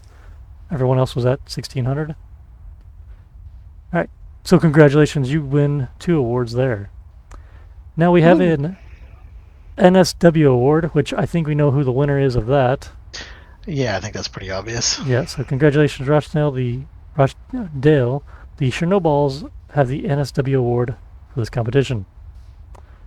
And lastly, the Shit Ton of Deflectors award goes to Zenras Space Invader for having a shit ton of deflectors. Hardest ship to hit. Hardest ship to hit. There we go.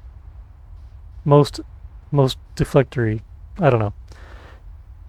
So congratulations, Zenrath, on getting that award. So as mentioned, we might do other awards based on stats in different months. These might not be called out every month, just to let you know. So we thought it would be neat to do some of those. All right, now into the normal ones we're familiar with. We'll start off with most exciting combat. I think this one's pretty obvious. Yeah, I think Fight 8, Space Kitties, Hyperion versus Brandy Bear's Double Trouble was my favorite, just because of the surprise double kills. We had 2 of those in a row, round 2 and 3. And the suspense. The suspense of it and the unexpectedness of it. It was like, and to round 2, it was like, hey, congratulations, Brandy Bear, you won, da da da da. Oh, you're actually dead Never too. mind. Let me take that back. So that was pretty cool. Not seen that before, so that was fun. So congratulations, both of you. You both win. Your fight was the most exciting for both of us. Next would be the coolest ship. And there's a few cool looking ships out here today. I really like the Tick. That's pretty neat. The Shield Hero here and Dr. X's, I can't remember which one's which. That one is the makeshift. The makeshift and the stopgap down here are cool. The Double Trouble's pretty neat. Rochdale's ship is interesting.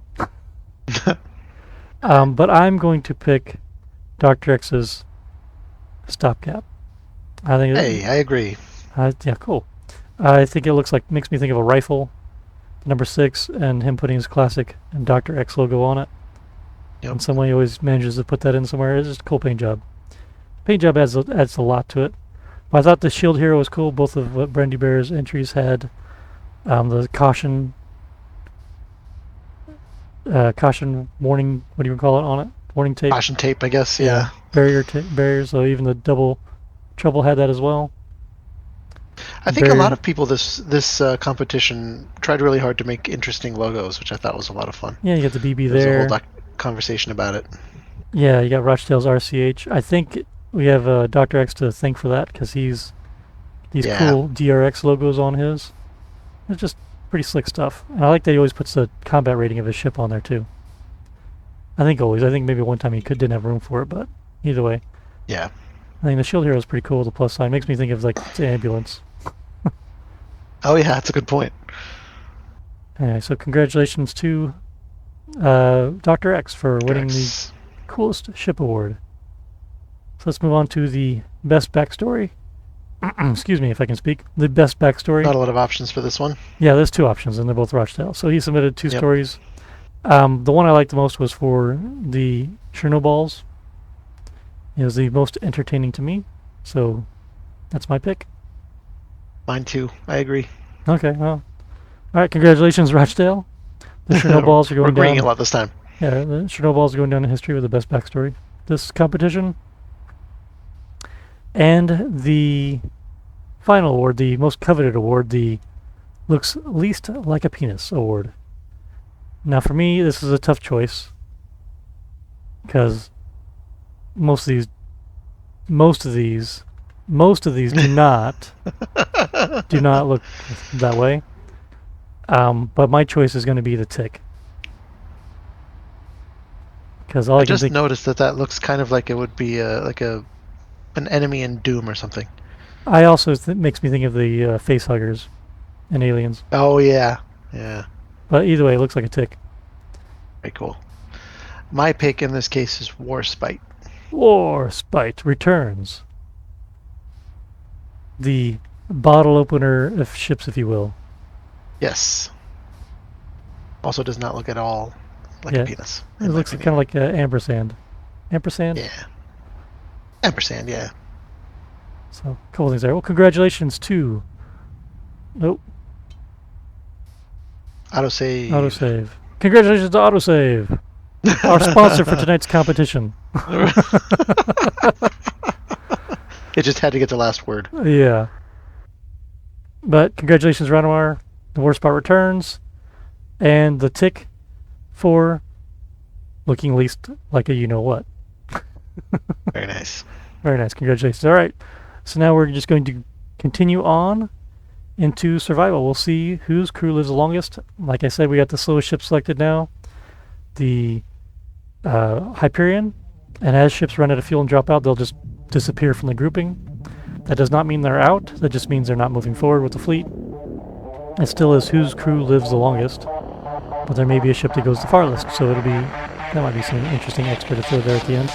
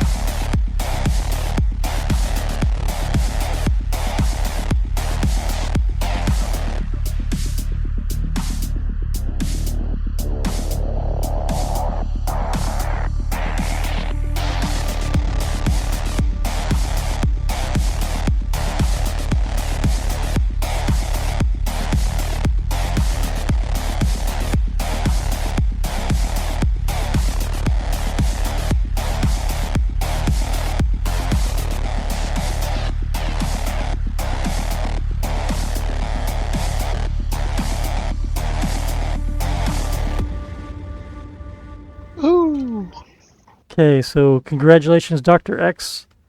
The stopgap Congrats. still has its full complement of crew left alive. Not for much longer, but they are alive. There's a little bit of oxygen and water left.